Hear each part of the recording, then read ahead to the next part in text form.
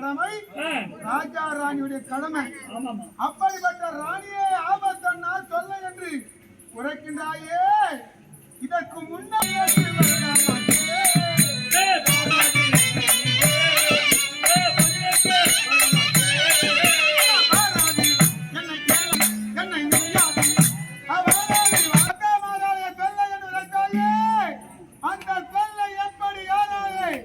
வந்தது என்று விளக்கமா சொல்லுமா அண்ணா.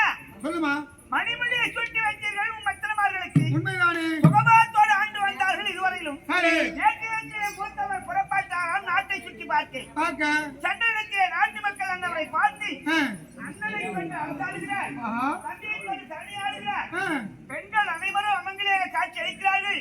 இந்த மன்னருக்கு ஒரு மணிமொழி தேவையா என்று கேவலமாக பேசினார்களாம் நாட்டு மக்கள். நாட்டு மக்கள் எல்லாம் தர்மராஜா நகர்வர வருகின்ற போது அத போகின்றாரே தர்மராஜா தர்மத்தை வனவாசமே போகலாம் என்று அழைத்தாரா? நான் என்ன கூறினேன்? நீ என்ன உரைத்தாய்? 12 வருடம் காட்டிய காலத்தை கழித்து காணா தண்ணீரை குடித்து பட்டல் பாறையில் உறங்கி பட்ட தொல்லைகள் போதாதா என் அண்ணா கண்ணன் அறிஞாரி இந்த நாட்டை என் அண்ணா வழிமுடி சுட்டி வைத்து 18 வருடம் 18 நாட்களாக சுகபாத்தோட ஆண்டு வர்றோம். இந்த சுகபாக வாழ்க்கையை விட்டு ஏன் காட்டுக்கு போகணும் வர முடியாதுன்னு சொன்னேன். அதாமா வந்தது தீம்புனுக்கு.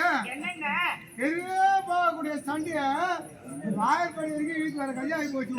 தவறாக சொன்னேன். இல்ல தர்மர் அழைத்தாரு, நீ என்ன சொல்லணும்? என்ன சொல்லிருக்கணும்? நாதான் முன்னொரு நேரத்திலே தாயாவது செய்த போராட்டத்தினால் காட்டிலே சென்றோம்.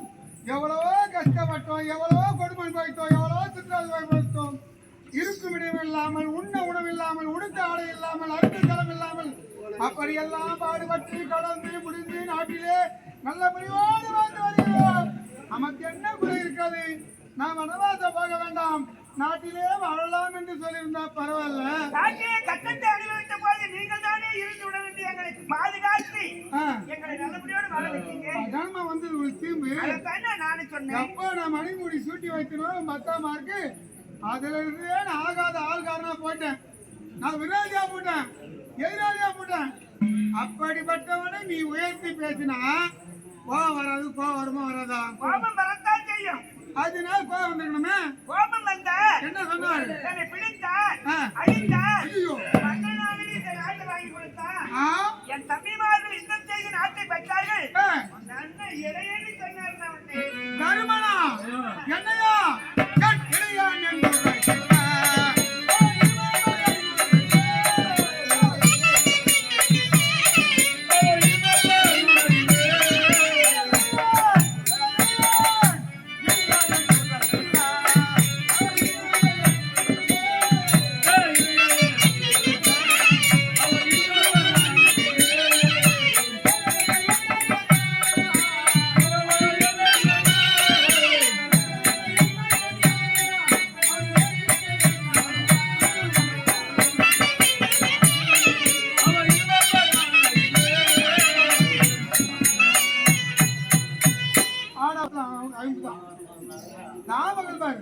அது கஷ்ட சுத்தி சுத்தி நோண்டி நோண்டி விட்டு அந்த எல்லாம் பார்த்தா அதான் ஊமை ஓர கிடக்குமா ஆமா கந்த கிடக்குமா பெரிய சொல்லுவாங்க பழமொழி.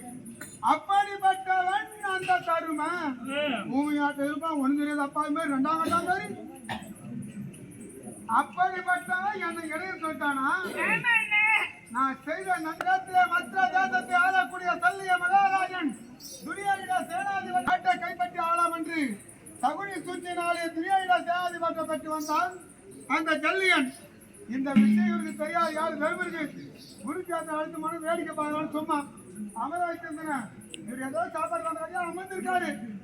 ஆனால் அவர் மறக்கூடிய சூச்சத்தை நான் அறிந்து கொண்டு தர்மரை அழைத்தேன், இடதையை கொடுத்தேன். தர்ம கலத்தாலே அந்த ஜல்லியனை அந்த தினம் மடிக்க செய்தேன். தர்ம தினம் அன்று இது பாரதராஜ வரும். அதை மறந்து விட்டாரா? சரி, அவன் தான் ஏதோ 2ஆம் கட்டம் ஏதோ ஒழிச்சு போட்டு விடு. ஆகும் எப்போதும் கோவம் வராதவரும் பேசாதவரு அடிக்காதவரு அடிச்சுட்டாரு பேசிட்டாரு. அவன் கதை பக்க விடுமா? மிகுந்தவன் பீமராஜன். அவரிட சொல்லத்தானமா? அண்ணா அவனும் சென்று இந்த நியாயத்தை கேட்ட அவர் நம்ம அடையின்னு சொல்றாருண்ணா. ஆமா என்னையா மலையில் இருந்தான்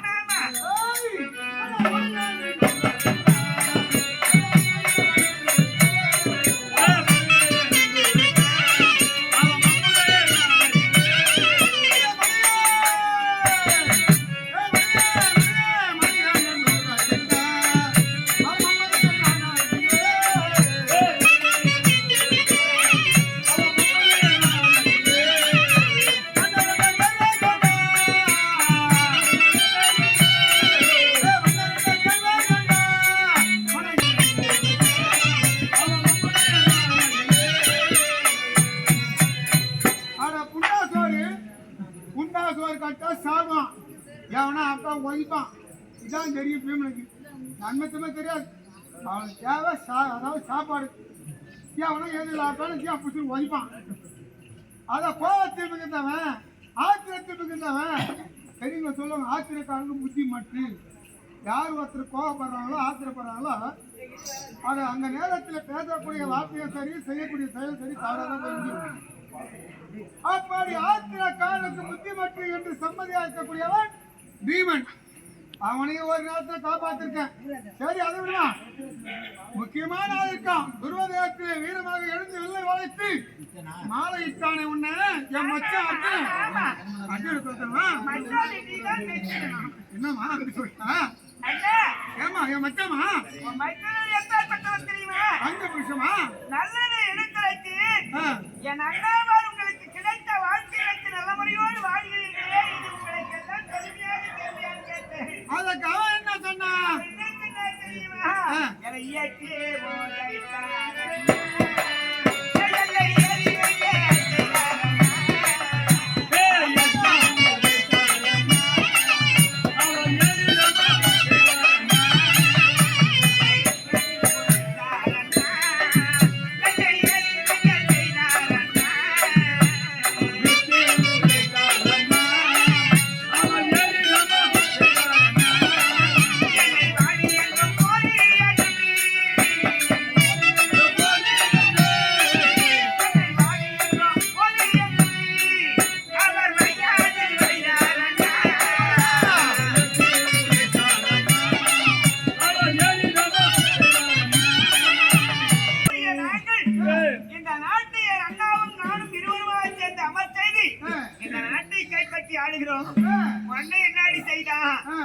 மதையே கடையன்னு சொன்னார். உன்னை கடையன் என்று என்ன உரைத்தானா?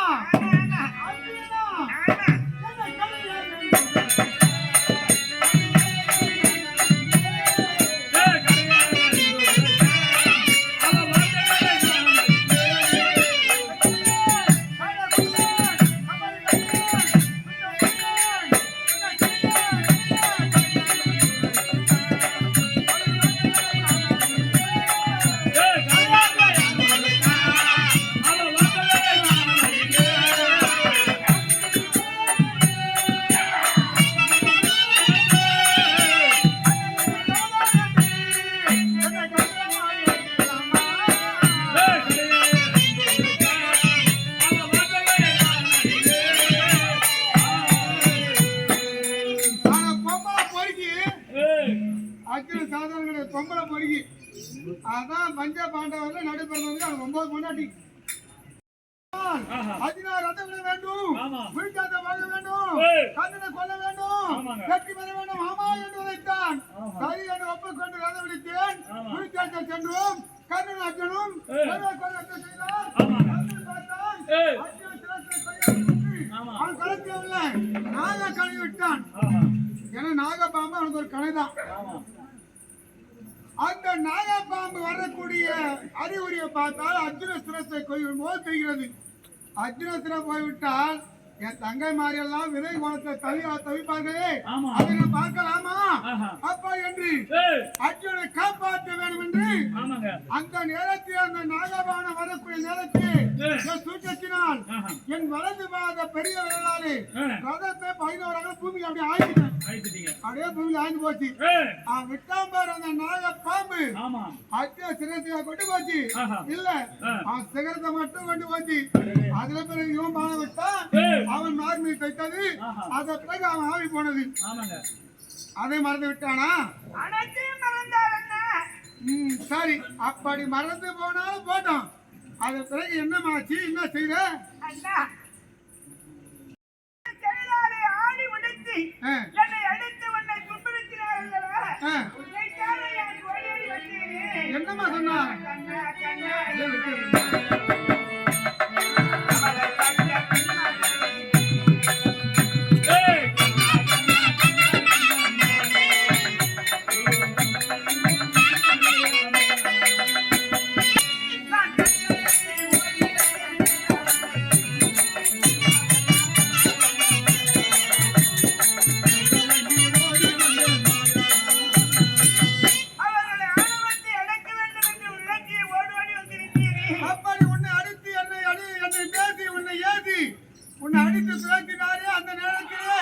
அந்த மன்னனை விட்டு இந்த அண்ணனை கண்ணா கண்ணா கோவிந்தா மாதவா என்று ஓடி வந்தியா? என்னமா சொல்லி வந்த?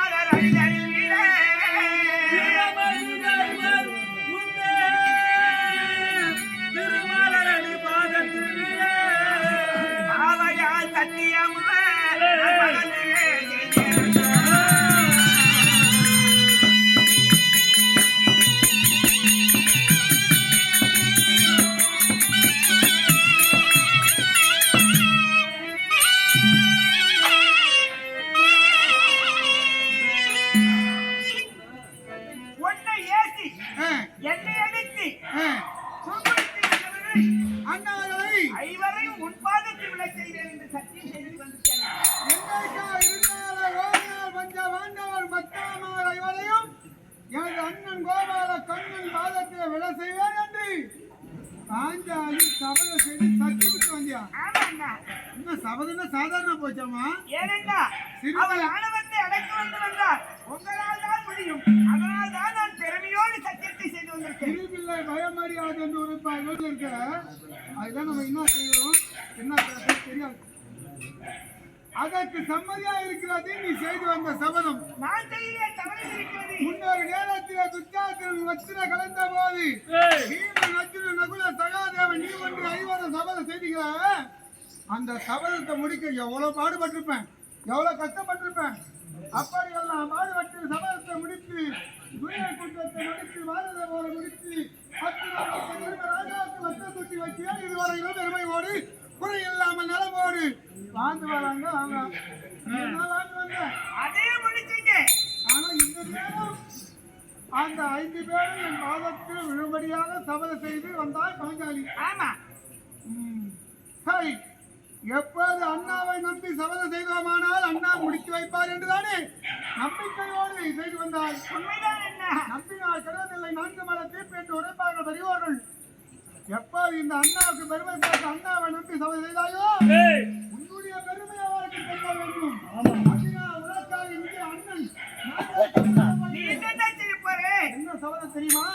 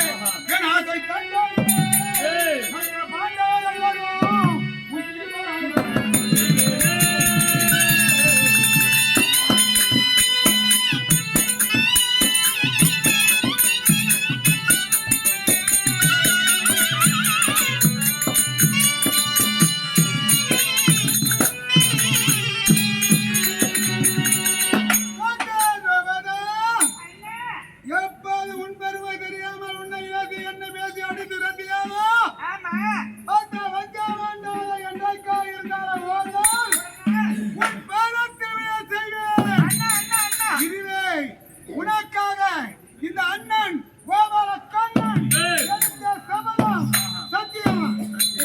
அண்ணா என் பதினாறு என் பாதத்தில் விழுவதா பெருத்த பாவம் அல்லவா அண்ணா? அந்த பாவம் என்று நீ நினைக்கிறாய். அந்த பாவம் வரவிட்டாமல் எந்த முறையிலே எப்படி அவனுக்கு அடுக்க வேண்டும் ஒடுக்க வேண்டும், எந்த முறையிலே உன் பாதத்தில் விழ செய்ய வேண்டும் என்று அதற்கு ஒரு வழிமார்க்கம் இருக்கிறது. நேரம் வரும். நான் நினைக்கிறேன் இருபது தவத்தை முடிக்கிறேன். நீ அச்சாவதை போகாதே, உன் அத்தாமலை பார்க்காதே. அண்ணா இருக்கும் இடத்தை இருப்பாய். இருபது தவத்தை முடிக்கிறேன். நீ கவலைப்படாதே. நீ போய்க்கமா